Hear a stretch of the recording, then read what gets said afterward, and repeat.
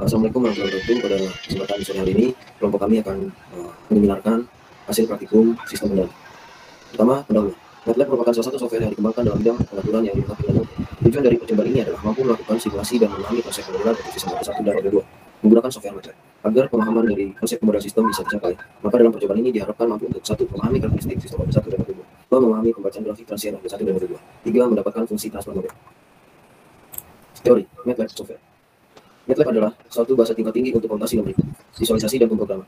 MATLAB bisa digunakan untuk berbagai aplikasi, termasuk pemrosesan sinyal dan komunikasi, gambar dan pemrosesan video, sistem kontrol uji dan pengukuran keuangan komputasi dan biologi komputasi. Motor DC adalah mesin yang berfungsi untuk mengubah energi listrik menjadi gerakan mekanik rotasional. Motor DC sendiri merupakan salah satu jenis motor yang menggunakan energi listrik arus arah atau direct current untuk kemudian diubah menjadi gerakan rotasional. Motor DC terdiri dari stator dan rotor. Selanjutnya percobaan 1, script MATLAB. Tugas 1, buatlah fungsi transfer motor DC untuk pengendalian kecepatan persamaan 1.4 dan pengendalian posisi persamaan 1.5 dengan nilai K sebesar 19,9 per TS dan tau sebesar 0,0929 second. Carilah pole dan zero-nya. Catat hasilnya pada buku catatan. Selanjutnya ada tugas 2, ubahlah fungsi transfer motor DC untuk pengendalian kecepatan persamaan 1.4 dan pengendalian posisi persamaan 1.5 yang telah dibuat dalam tugas 1 ke waktu diskrit dengan periode sebesar 0,1 detik. Carilah pole dan zero-nya. Catat hasilnya pada buku catatan. Saya akan menjelaskan tentang script MATLAB dari tugas 1 dan tugas 2. Ini adalah script MATLAB tugas 1 yang persamaan 1.4 dan ini persamaan 1.5. Untuk hasilnya sendiri itu dari persamaan 1.4 dan 1.5 yaitu di command window-nya, yaitu ini transfer function. Ini hasil full dari MATLAB 1.4 persamaan 1.4 dan ini adalah hasil 0 persamaan 1.4 yaitu berupa 0, dan ini adalah transfer function dari persamaan 1.5 tugas 1, dan ini adalah hasil full dari persamaan 1.5 yaitu 0 dan min 10,743 dan zeronya itu hasilnya 0. Selanjutnya itu ada tugas 2. Heran dulu.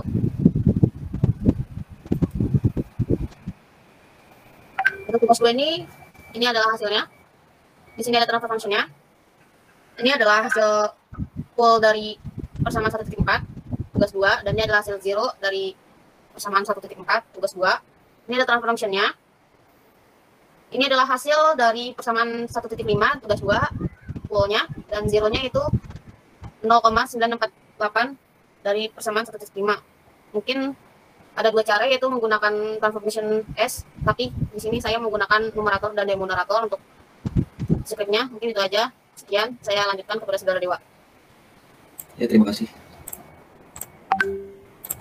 Selanjutnya ada tugas 3 dan 4. Untuk tugas 3 yaitu buatlah plot respon sistem terhadap input berupa sinyal input, step, dan sinusoidal untuk model sistem kecepatan dan posisi motor DC lingkar terbuka dalam model persamaan waktu kontinu dan waktu diskritik durasi sebesar 10 detik dan sampling sebesar 0,01 detik. Sesuaikan tampilannya sehingga terlihat respon waktunya dengan cukup jelas. Catat hasilnya pada buku catatan, lalu lakukan analisis. Selanjutnya tugas 4. Dapatkan plot Rhodopus, Nyquist plot, dan Bode plot untuk model kecepatan dan posisi motor DC lingkar terbuka dalam model persamaan waktu kontinu dan waktu diskrit. Untuk plot Nyquist dan Bode dapatkan gain margin atau GM dan fase margin atau PM-nya. Di sini saya akan menjelaskan tugas 3 dan tugas 4. Sebelumnya untuk tugas 3, kita diminta untuk mengamati plot respon sistem terhadap input sinyal input, step, dan sinusoidal. Untuk sinusoidal menggunakan periode sebesar 5, durasi sebesar 10, dan sampling sebesar 0,01. Sebelumnya untuk mempersingkat waktu, di sini saya hanya akan memperlihatkan skrip dan kondisi bagaimana ketika skrip dijalankan. Lalu ketika semua skrip telah dijalankan, baru kami akan menjelaskan hasil dari pengamatan kami. Oke, di sini yang pertama kecepatan kontinu. Ini untuk hasilnya dari masing-masing sinyal input. Untuk mengamatinya cukup klik kanan, karakteristik, peak respon, dan settling time. Di sini terlihat peak amplitude-nya berapa, settling time-nya berapa, begitupun pada sinyal input yang lain. Lalu di sini ada script untuk posisi kontinu seperti ini, dijalankan saja sama seperti yang tadi. Untuk mengamatinya cukup klik kanan, karakteristik, peak respon, dan settling time. Bisa dilihat hasilnya. Selanjutnya untuk kecepatan diskrit, ini ada tambahan script untuk diskritnya. Untuk pengamatannya sama.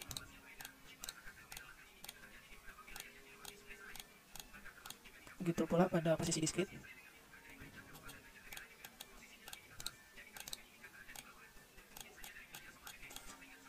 Untuk hasil percobaan ini, kami mendapat kesimpulan bahwa lihat dari grafik antara respon input, step, dan kontinu dan diskrit itu memiliki perbedaan dari bentuk sinyalnya.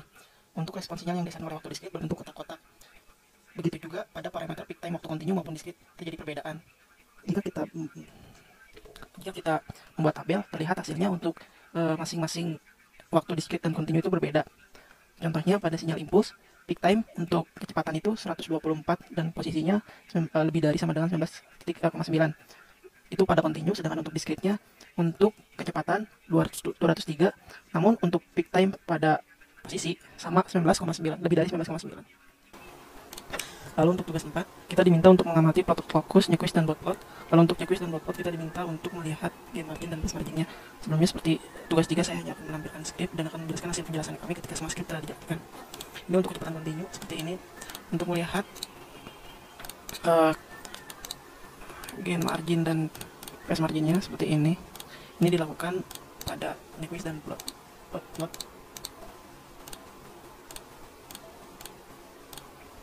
Lalu untuk posisi continue seperti ini. Lalu untuk kecepatan discrete seperti ini.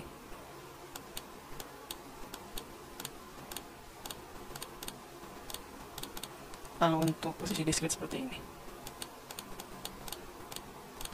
Oke, setelah kami menganalisis, jadi untuk root locus itu pada kecepatan continue, pengendalian kecepatan pada waktu continue, pengendalian kecepatan. Di sini kita bisa melihat pole sebesar 10,8 dan frekuensi 10,8 radian per second.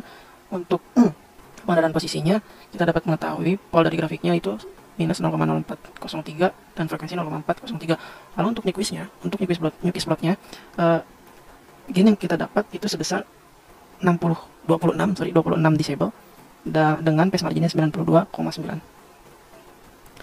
Menurut teori, ini dikatakan tidak stabil karena kalau kita lihat nyquistnya itu berada pada x-1 dan y0. Pada teori itu dijelaskan kalau misalkan stabil itu ketika tidak menyentuh minus 1 dan 0 gitu untuk x dan y-nya. Lalu untuk bot plot kita dapat 92,9 pada phase marginnya dan gainnya itu 26. Nah, untuk ini menurut teori bot plot ini dikatakan tidak stabil karena dikatakan stabil itu jika gainnya lebih kecil dari 0, sedangkan ini gainnya itu di antara 20 sampai 30 disable. Untuk waktu discrete sama ya, cuman bedanya pada nilai phase marginnya sama plot pole dan frekuensinya seperti itu. Jadi cukup sekian dari saya kembalikan kepada saudara Dewa. Terima kasih. Baik, selanjutnya ada tugas 5 dan tugas 6. Tugas 5, dengan menggunakan fungsi transfer model posisi, motor DC, waktu continue, dan waktu discrete. Carilah nilai penguatan yang membuat sistem mulai tidak stabil. 7. Menggunakan plot fokus. Tugas 6, dengan menggunakan fungsi transfer kecepatan dan fungsi hidden posisi motor DC sistem lingkar terbuka dalam model waktu discrete. Carilah pengaruh periode sampling terhadap stabilan sistem. Gunakan 3 nilai periode sampling yang berbeda. Misal 0,1 detik frekuensi 100, 0,01 detik frekuensi 1000, dan 0,001 detik frekuensi 10 kHz. Pada masing-masing nilai periode sampling. Problema, fungsi transfer, grafik, respon waktu. Ya, baik. Pada percobaan 5 ini merupakan scriptnya untuk grafik root locus ya, mengenai posisi waktu continue dengan kriteria yang telah ditentukan saat ini dimulai di run. Ya, kita dapat mendapatkan yang namanya spesifikasi dari pole sebagai berikut. Ya, selanjutnya kita langsung ke grafik root locus mengenai posisi waktu discrete. Dan ini merupakan scriptnya tadi. Ini kita run. Dan ini merupakan hasilnya.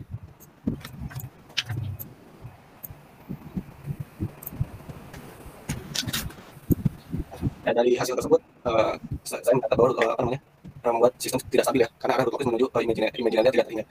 Kemudian untuk sistem waktu discrete sama hasilnya pun tidak stabil karena akar tersebut terletak di luar lingkaran, sedangkan teori yang ada itu sistem waktu discrete dikatakan stabil jika letak root locusnya berada di dalam lingkaran. Jadi dari kedua kesimpulan tersebut kita telah mendapatkan hasil bahwa keduanya tidak stabil sesuai dengan permintaan yang diminta di modul. Selanjutnya kita lanjut ke tugas 6.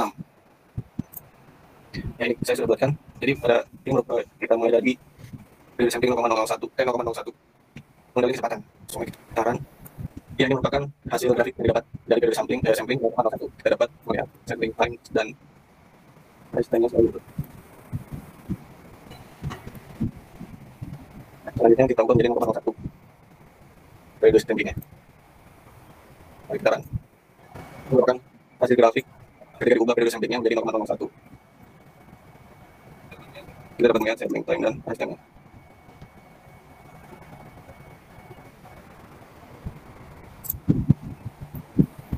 Jadi kita ubah periode samplingnya menjadi 0,01 dan kita langsung lihat hasilnya. Ini merupakan hasilnya. Kita dapat melihat sampling time dan price time pada grafik yang dihasilkan.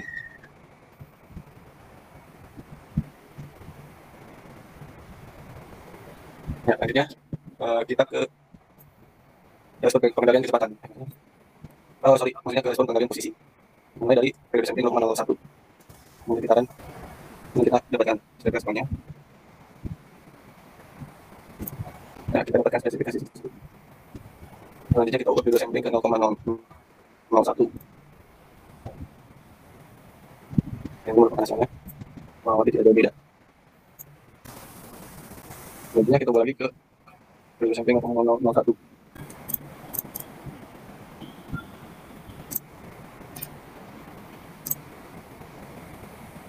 Ini merupakan hasilnya. Jadi seperti itu teman-teman. Baik, dari data percobaan yang saya catat, pada pengendalian kecepatan waktu diskrit dan periode sampling yang berbeda, didapat hasil respon yang hampir sama, perubahannya pun sangat kecil bahkan cenderung tidak terlihat. Perbedaan dapat terlihat ketika periode sampling perbedaannya terlihat jika semakin kecil nilai periode samplingnya, maka terlihat undang-undang atau tanda-tandanya semakin terlihat sedikit gitu. Jadi semakin kecil periode sampling semakin terlihat arus responnya. Kemudian pada percobaan pengendalian posisi waktu diskrit, itu dari hasil percobaan yang dilakukan terlihat bahwa sistem tetap tidak stabil meskipun diubah periode samplingnya gitu. Jadi pada periode sampling 0,001 itu nilainya bersihnya sangat besar. Hal ini membuat sistem tersebut juga jadi tambah tidak stabil.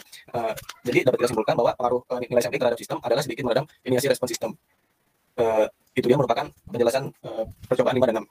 Selanjutnya saya kembali lagi kepada Dewa. Ya, terima kasih saudara saya.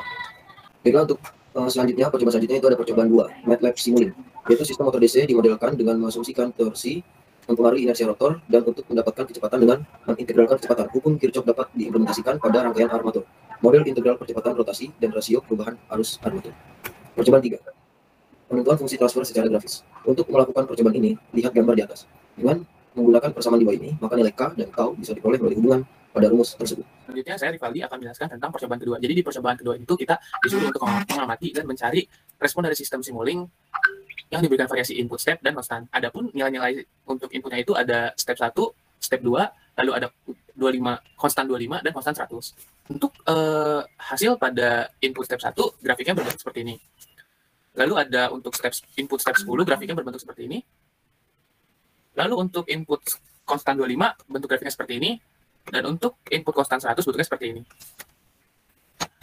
Maka kalau kita analisis pada step 1 didapat respon seperti pada gambar, mendapatkan peak to peak sebesar 99.900 meter. Untuk input step 10 mendapatkan peak to peak sebesar 0. Untuk input konstan 25 mendapatkan peak to peak 2.498. Dan untuk konstan 100 mendapatkan peak to peak 9.990. Jadi pada kesimpulannya adalah besar nilai input akan mempengaruhi besar nilai pada outputnya juga. Lalu selanjutnya ada percobaan ketiga. Percobaan ketiga ini kita disuruh untuk memperhitungkan atau mencari nilai K dari suatu persamaan yang telah diberikan. Nah, untuk nilai yang telah diketahuinya itu ada tau sama dengan 0,0929, lalu ada delta U sebesar 3,1, lalu ada delta Y sebesar 6,40. Lalu kita masukkan kepada rumusnya untuk mencari K, yaitu delta Y sama dengan delta U, yang menghasilkan nilai 2,06. Nah, lalu ini bentuk grafiknya. Jadi mungkin segitu penjelasan dari percobaan 2 dan 3. Saya balikan lagi kepada Dewa. Terima kasih. Baik, terima kasih saudara Rivaldi Bilin Saputra. Baik, kesimpulan dari modul 2 kali ini adalah pole dan zero dari persamaan 1.4 dan persamaan 1.5 tidak terlalu beda jauh. Hal ini dikarenakan bentuk dari fungsi transfernya hampir sama. Respon dari suatu sistem dapat menentukan atau menjadi parameter seseorang untuk mendapatkan karakteristik dari suatu sistem. Dan hal itu adalah cara penentuan yang akurat, karena harus melalui suatu proses percobaan. Kemudian, ideal atau tidaknya suatu sistem dapat dilihat dari hasil plot locus, Nyquist, dan Bode. Kemudian dapat langsung dianalisis dengan plot atau respon yang dihasilkan. Selanjutnya, terakhir, sinyal dapat dikatakan ideal apabila respon atau outputnya sama dengan atau mendekati itu. Baiklah, dengan dibacakan kesimpulan ini, maka telah berakhir seminar dari kelompok kami. Jika ada salah-salah kata, mohon dimaafkan. Saya akhiri. Wabillahi taufiq wal hidayah. Wassalamualaikum warahmatullahi wabarakatuh.